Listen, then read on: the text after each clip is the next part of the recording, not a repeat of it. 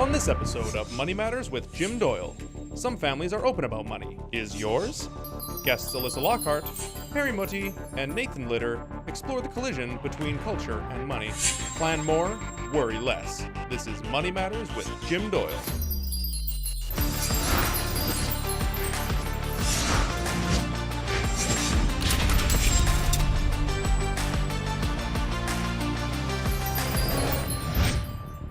Welcome. How deeply rooted are your money values when it comes to family, culture, tradition? For many families, these values are highly personal. Yet, for these same families, their views on money and estate considerations can lead to substantial conflict. Join us as we share insights to help navigate these challenges. But first, I sent Paige to ask about the source of your money beliefs and values. Where do you think that your money values come from? When I was young, my mother never worked, just my dad worked in steelworks, and everything you got, you really appreciated, and we're still the same. Definitely my parents, definitely. Yeah. I'll also credit my country for that. India per se, like culturally, I think we people, it's just so embedded in us that I think we are probably also the best recyclists on this planet. We never throw anything away. If you ask me where the values come from, I think it initially comes from our parents. We always thought to save and things like that, to be thrifty and things like that. And I think when you go through an adolescent, you try to fight everything your parents did and undo your learning. So I think you pick it up from your peers. So aside from family, what other influences shape our money values? Well, certainly I do think that when we look at money values, they do stem from the home. But as we get older, we go out into the world, and I think that we're looking at the people that we surround ourselves with, the news media that we choose to follow, and when we go into the workplace, what are the values and the cultures of the companies that we stay with over long periods of time? That can have an impact on how we think about money. Now, Harry, do we risk sometimes making money a secretive subject? Definitely, families are like the way we are grown up. Our parents think they should not be sharing anything with their kids, should not be telling them how the money is, they are bringing in the money, but they are trying very hard to meet the ends make, and that does make a huge difference how you want to look at the money. So culturally, some families are open, some are closed. Alyssa, what are your thoughts on that? My thoughts are that most families will come to me and say, in my family or in our culture. My experience is so many cultures and so many families feel that way. I think that it's a broader issue than many would think. It's a broader issue. We'll be right back. It's very, very important to have someone who's on your side and who can really guide you through the process, because it can be quite complicated.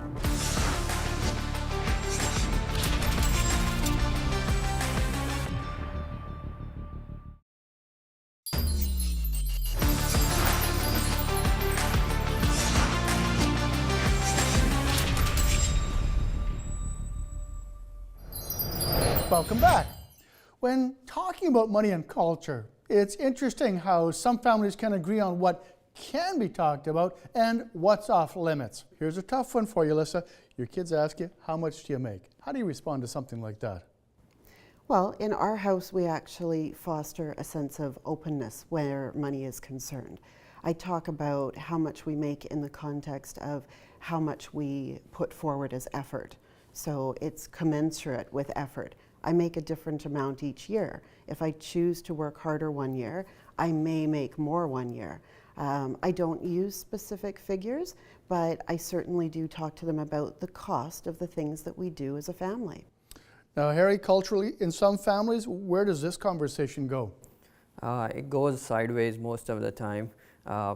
Parents don't want to share with their kids how much they are making, but they still want to, or they should still share how they are bringing in the money. Is it a secret? I met up with Nathan Litter from Cole Harbour Law to discuss respecting cultural wishes when it comes to estate planning. So when talking about your estate plans, how do cultural norms hinder the conversations around finances or death? Well, they can really cause a lot of problems because you got to have an understanding of what people are looking for, and maybe perhaps at certain times of days or certain weeks or months that they cannot have those conversations.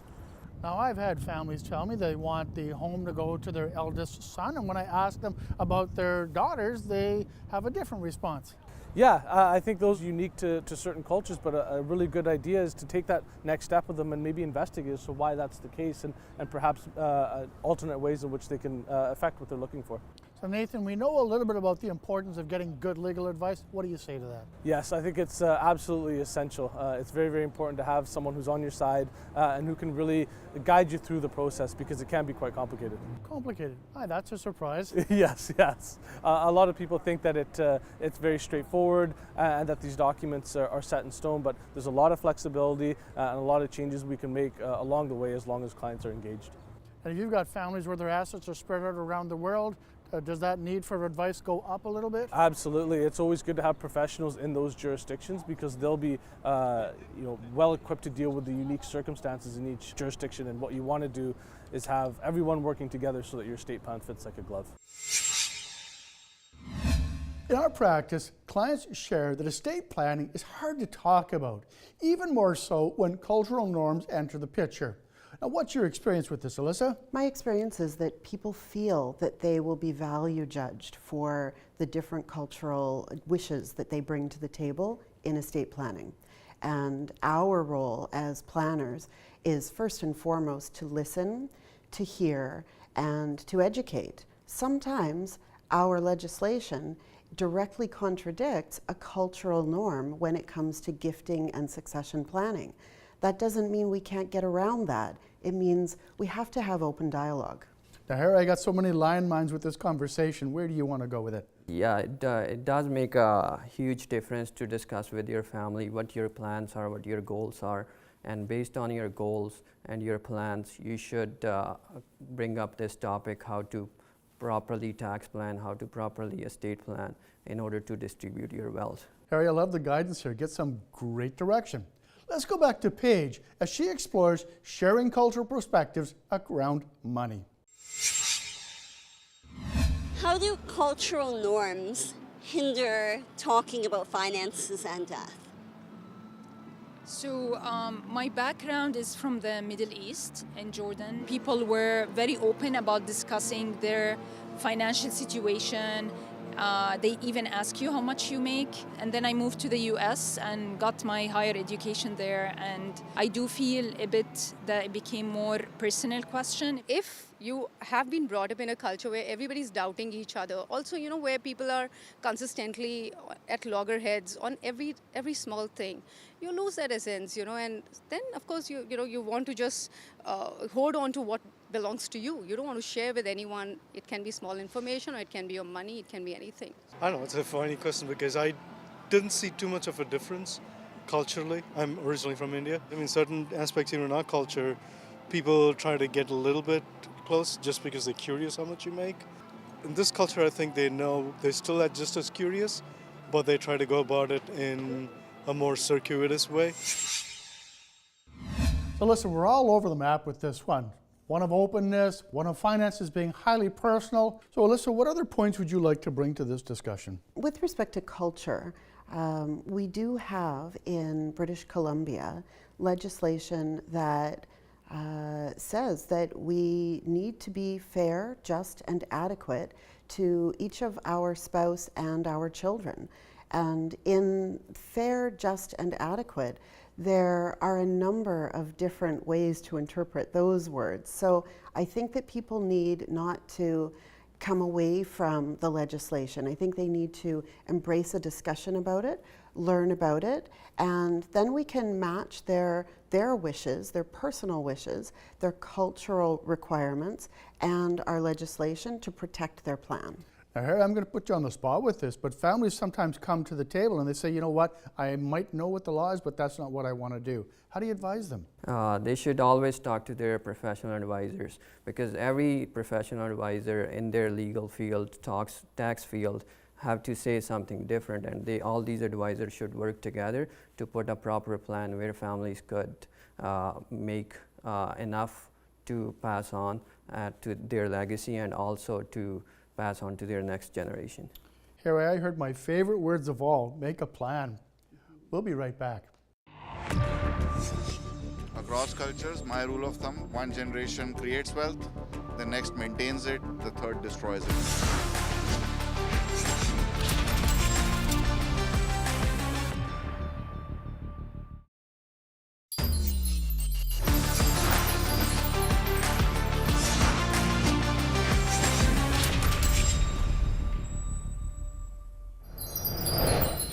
Welcome back to Money Matters.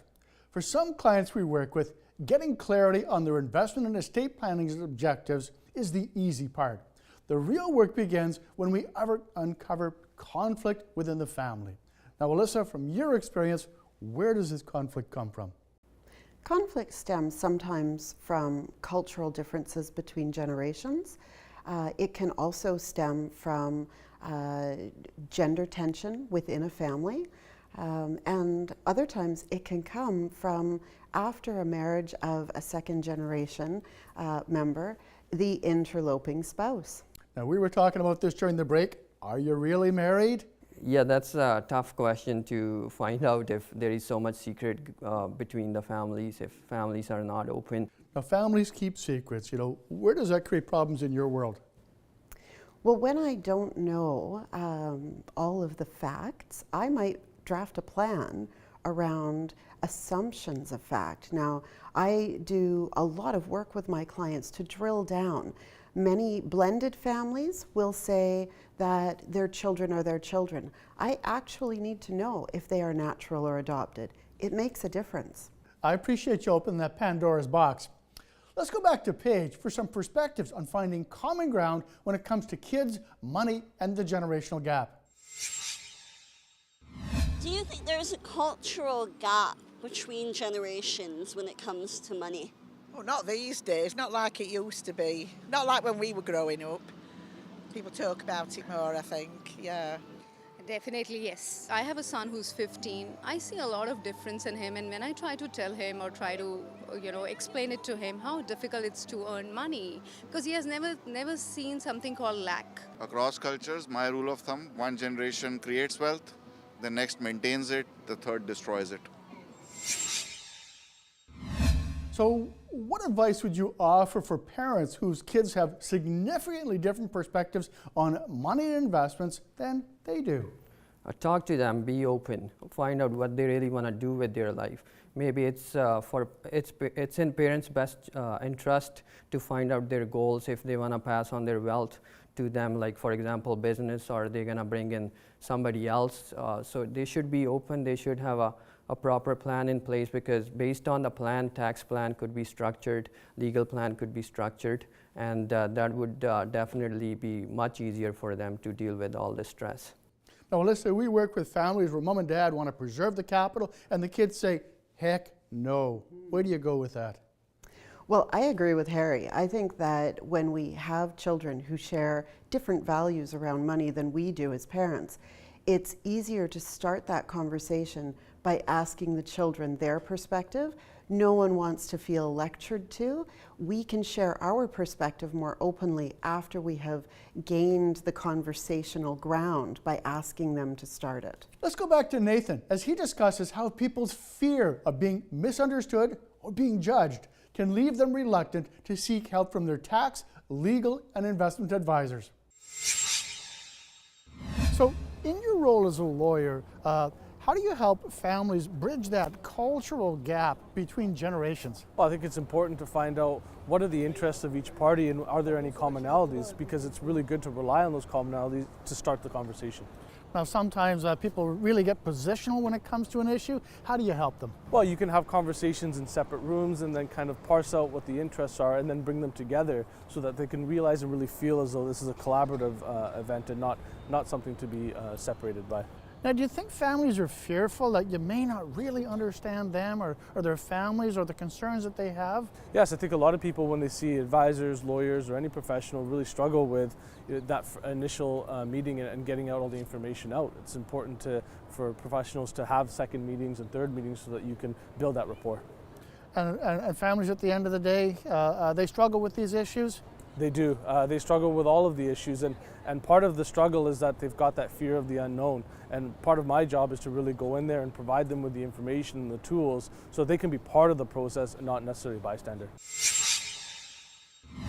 Now, Nathan talked about how people not only have difficulty opening up, but also fear not being understood by their advisors. It makes a huge difference when clients opens up or when clients don't open up.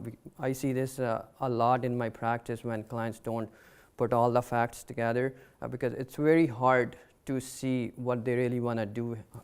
Do their kids want to take over their business or want to take over their wealth or not? Do they want to donate? Do they want to preserve? So unless the client is not opening up with you, it is very hard to give them a good advice.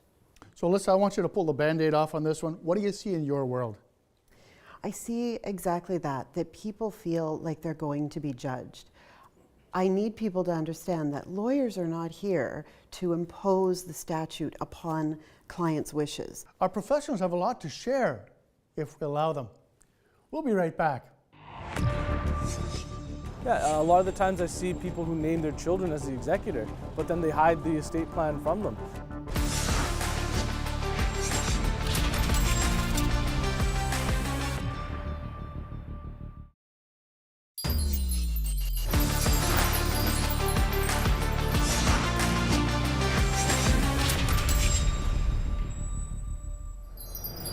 Welcome back. It's now time to get our panel's final thoughts on when culture, family, and money collide. Harry? Yeah, opening up is very important. I see this a lot in my practice when I talk to clients, especially with a cultural background. They are not want to open up. They don't want to know how much wealth they have. They don't want to tell their even advisor how much. Why? Why don't they want to do that? It's more of a cultural thing. They just want to keep a very secretive approach to it, but without realizing what kind of consequences it could have for them. For example, in my personal case, my dad passed away, and my mom had no idea what's going on. So she had to go to my uncle to figure out, and then slowly it worked, but it does take a lot of time when there is no plan in place. Now, is this typical in most cultures or a lot of cultures? It is very typical in cultures where families are led by male. Now, I know I've sat in meetings where we've got one of the people, they're just not talking at all. How do you get that opening up? If there are two people sitting, husband, wife, it is my responsibility to get something out of wife or husband, what they really want to do, why they are coming here to meet me. Because if they don't tell me, there is nothing I could do. And in order to put a proper tax plan, you need to know what they want to do with their life, what they want to do with their wealth. So having a bit of courage to have some of those tender conversations. Exactly. We've been talking about would family, money, and culture collide. Let's go back to Nathan for his final thoughts. So Nathan, what are your final thoughts? Oh, when clients are struggling with perhaps their cultural norms and getting their estate plan together, I really urge them to come see a professional and get some advice and get some knowledge, because it can be a very complex issue. And when you have cultural norms on top of that, what you don't want is clients doing that in the background and struggling through it alone. Now, you were telling me earlier about sometimes being invited to also meet with the priest and the family? Absolutely. What we're looking for is to engage with people who the family members or the individuals feel as though are important in spheres of influence for them. That way we can have a better understanding of how they got their values, how their norms have evolved over time, and we can craft the right estate plan for them. So when it comes to fulfilling mums and dads' wills, if they're going to be carrying out the wishes, is it important that the kids be involved? Yeah, a lot of the times I see people who name their children as the executor, but then they hide the estate plan from them. That makes it very difficult for the executor who's dealing with a time of grief to really give effect to that estate plan. Engagement and cooperation and conversation are the pillars here. What I've heard is the importance of having somebody who understands, who truly understands, help you go through this process. Absolutely. You're looking for a lawyer advisor who's really going to walk this road with you, who understands the norms, understands the role of them, so you can craft a tailored estate plan for them. Oh, that's great advice. Thanks so much. Alyssa, so many wonderful thoughts raised here. What are your perspectives that you'd love to share? Absolutely. In my personal world, I deal with it as well. In my professional world, every day, it's what we do. Personally, I'm Hungarian, and I come from also a background where the elder grandfather would control the money in the family, not in an aggressive, jealous way, but in a way of love and care for the family. But it meant that until he was passing the reins down, nobody else really knew what was happening with the assets or the business of the family. And that's not great from a tax perspective or from a perspective of a younger generation eager to get involved with the family enterprise. Alyssa, some absolutely wonderful advice here. So what are my final thoughts on today's subject, when families, culture, and money collide?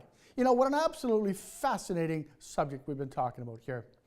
You know, it can be especially challenging when cultural perspectives must also be honored. I'd like to encourage families to have these conversations. First step, find common ground. Now, for more ideas, follow me on Twitter at @JDoyleVancouver. I want to thank Alyssa, Nathan, and Harry for sharing their thoughts here today on Money Matters. Because financial aspects touch so many elements of our lives, it pays to get great advice. Plan more, worry less.